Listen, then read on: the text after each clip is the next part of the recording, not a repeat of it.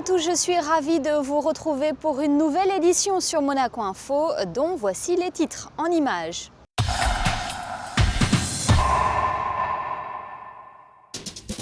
Nous vous parlerons de cette conférence intitulée Plastique en Méditerranée, au-delà du constat. Plusieurs événements vont se dérouler autour de ce thème en principauté. La Journée internationale de la femme, célébrée au Conseil national, elle avait pour thème cette année l'art au féminin. Alexandra Pagny a rencontré Stéphane Bern qui lui a livré ses secrets d'histoire. C'était lors d'une conférence organisée par la Fondation Prince-Pierre. Et enfin, le Pen Club de Monaco a remis son prix Armand Lunel la semaine dernière. Le nom du lauréat est à découvrir à la fin de cette édition. Vous avez pu le suivre sur Monaco Info, le décollage de Solar Impulse 2 pour le premier tour du monde en avion solaire. Et bien sachez qu'André Borschberg a atterri à Oman lundi après 13 heures de vol.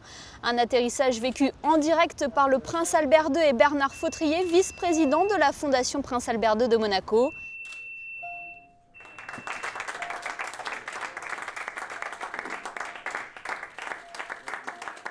André et Albert, écoutez, bravo, c'était une superbe arrivée, on a vu de très belles images et vraiment félicitations pour ce premier vol magnifique. Merci de porter ces messages aussi loin et avec autant de passion. Il s'agit là de la première étape de cette belle aventure. Bertrand Piccard a pris le relais en mettant le cap sur l'Inde. Une deuxième étape qui compte près de 1500 km. Nous restons dans le domaine de l'environnement. Durant 2 jours, la Principauté accueille une conférence internationale intitulée « Plastique en Méditerranée, au-delà du constat ». Plusieurs événements se sont déroulés en marge de cette conférence, dont des ateliers de sensibilisation. Alexandra Pagny a assisté à l'un d'entre eux. Regardez. Comment recycler? Pourquoi les déchets plastiques sont-ils nocifs pour les espèces marines? Toutes ces questions sont abordées de manière ludique dans ces ateliers installés pour la journée devant le Yacht Club de Monaco. Des membres de la Surfrider Foundation Europe sont venus faire découvrir la fragilité du monde sous-marin aux écoliers monégasques. Ces activités pédagogiques s'inscrivent en marge de la conférence internationale Plastique en Méditerranée, au-delà du constat, quelles solutions, co-organisée notamment par la Fondation Prince Albert II de Monaco. On a l'habitude à Monaco de sensibiliser les enfants, mais c'est vrai que là, on les fait participer à une conférence quand même internationale via les ateliers plastiques sur le port. Nous avons donc proposé aux classes du primaire surtout la possibilité de faire ces ateliers et malheureusement on manque un peu de place et de temps pour pouvoir accueillir l'ensemble des réponses positives. Et c'est vrai que beaucoup de classes voulaient participer, on a fait au mieux pour essayer de satisfaire le plus grand nombre. Les enfants se sont prêtés au jeu tout l'après-midi et ont eu l'air séduits par les activités proposées. Ludique est nécessaire au niveau de l'apprentissage des bons gestes et puis les sensibiliser à l'environnement. Ils sont enthousiastes, il y a ceux qui savent et puis qui découvrent, il y en a d'autres qui... Puis ça permet de vraiment les voir tous participer alors qu'en classe, il y a souvent une certaine lassitude à être assis, à entendre parler, alors que là, ils peuvent montrer un peu ce qu'ils savent. Et voilà, c'est le côté ludique qui leur plaît toujours autant. Qu'est-ce qu'il y a d'autre dans la laisse de mer? Le filet. Ouais, le filet. Il y a le filet, il y a la canette, il y a des cotons-tiges, vous voyez, en bleu et rose là, ce sont des cotons-tiges. La bouteille. Il y a une bouteille. Ça, c'est des déchets. Pour rappel, 3 chiffres clés, il faut en moyenne 1 seconde pour produire un sac en plastique, pour finalement l'utiliser environ 20 minutes et compter plus de 450 ans pour qu'il disparaisse de nos océans. Les femmes monégasques ont été honorées lundi soir au Conseil national à l'occasion de la journée internationale qui leur était consacrée. Cette année, Laurent Nouvion avait décidé de mettre l'art au féminin à l'honneur en invitant des femmes artistes. Le reportage de Fabien Bonilla sur des images d'Olivier Bonello. Le président du Conseil national, entouré de certains de ses conseillers, a rendu hommage aux artistes féminines de la Principauté, en présence également du ministre d'État et de son conseiller de gouvernement, Marie-Pierre Gramaglia. Le Conseil national célèbre la femme depuis plusieurs années. C'est important dans le monde où on vit. Il y a encore des enfants, des petites filles qui n'ont pas accès à l'école. Il y a encore des femmes, je vous l'ai dit tout à l'heure, qui ont des problèmes pour accéder à l'emploi, pour avoir des salaires égaux. Et donc tout ça, on célèbre cette journée pour rendre hommage aux femmes, pour leur montrer qu'elles sont les égales et qu'elles doivent se considérer comme égales, mais en même temps pour aider ces petites filles pour qu'elles aient les mêmes chances que dans nos pays ici. Après les femmes impliquées dans les associations ou encore dans l'enseignement, cette année, le thème choisi a été l'art au féminin. C'était un thème qui nous plaisait depuis un petit moment. Nous avons des artistes monégasques et nous voulions leur rendre hommage, leur prouver, leur montrer que nous sommes là, que nous sommes contents, satisfaits qu'elles soient là et qu'elles existent. Et voilà. À l'occasion de cette invitation, au sein de cette institution, de nombreux artistes ont été conviés dans tous les domaines, que ce soit peinture, sculpture, photo, vidéo ou encore littérature.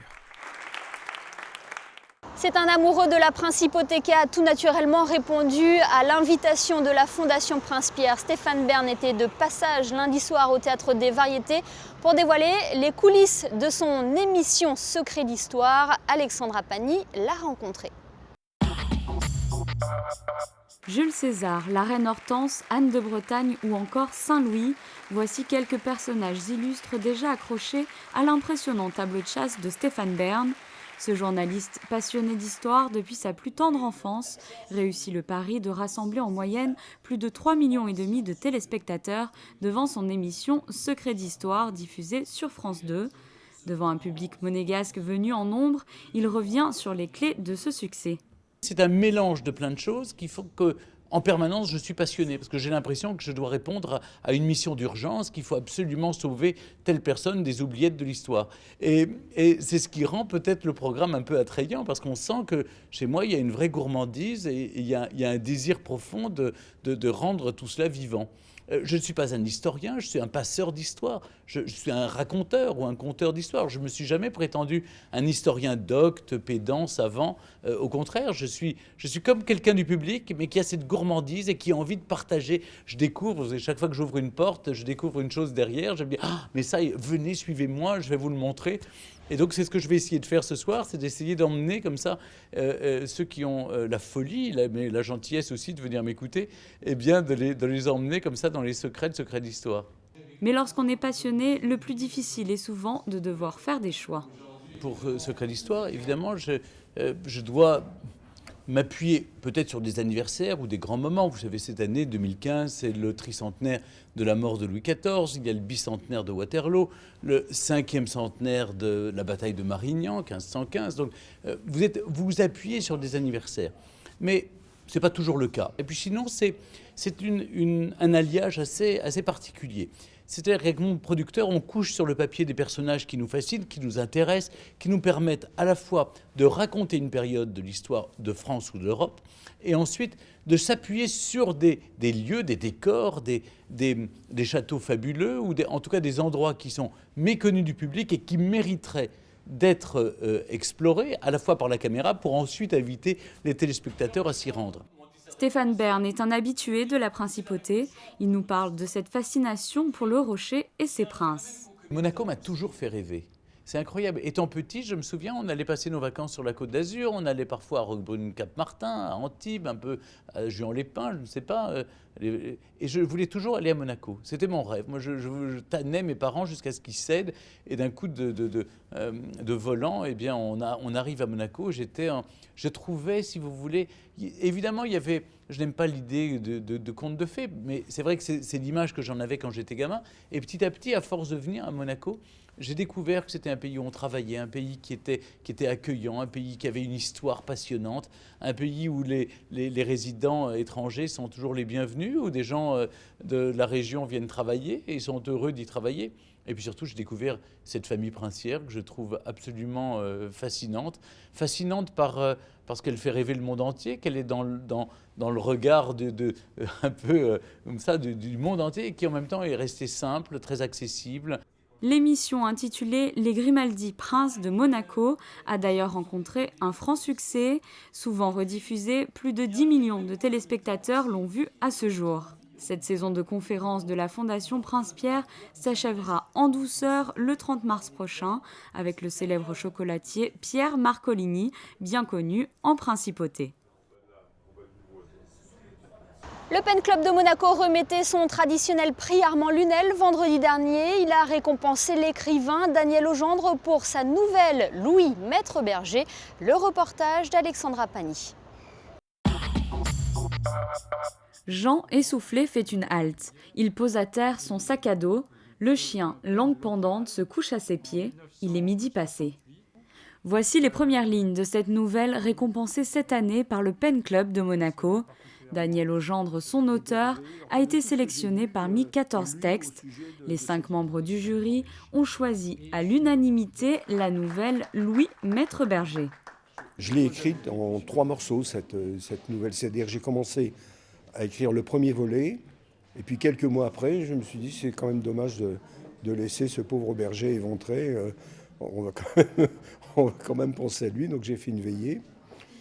Et puis quelques semaines après, j'ai écrit le 3e volet. J'écris très lentement, très mal, à l'ancienne, c'est-à-dire sans Internet.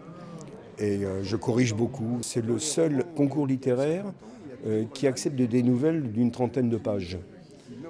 Souvent les concours littéraires, je présente beaucoup de nouvelles à des concours, demandent soit 1000 mots, soit 4 pages, 5 pages.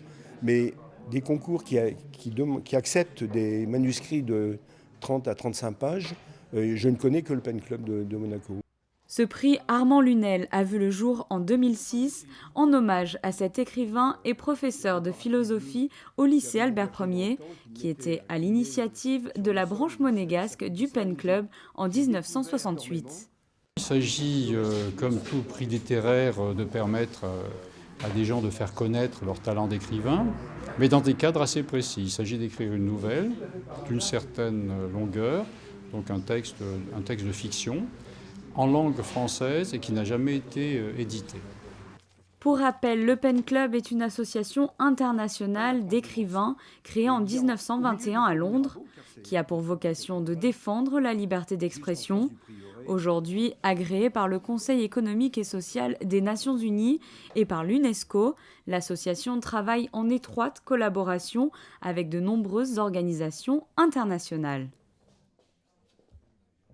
Un mot à présent sur ces belles performances sportives. Cassandre Beaugrand, tout d'abord, a ajouté un nouveau titre à son palmarès, celui de championne de France junior de cross-country.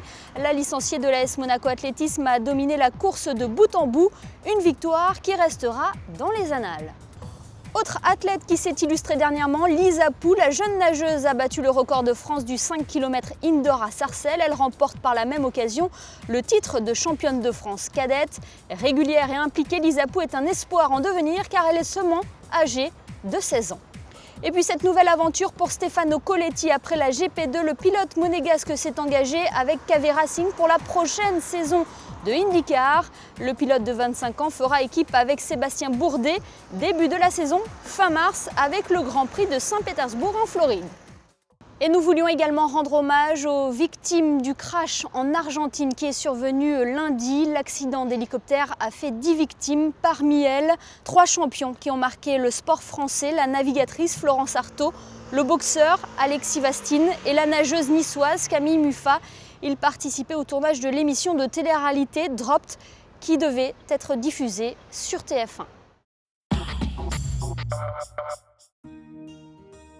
Soleil assez doux mercredi, nuages insignifiants, peu de vent, température d'un mois d'avril, il fera 11 degrés le matin et 17 l'après-midi.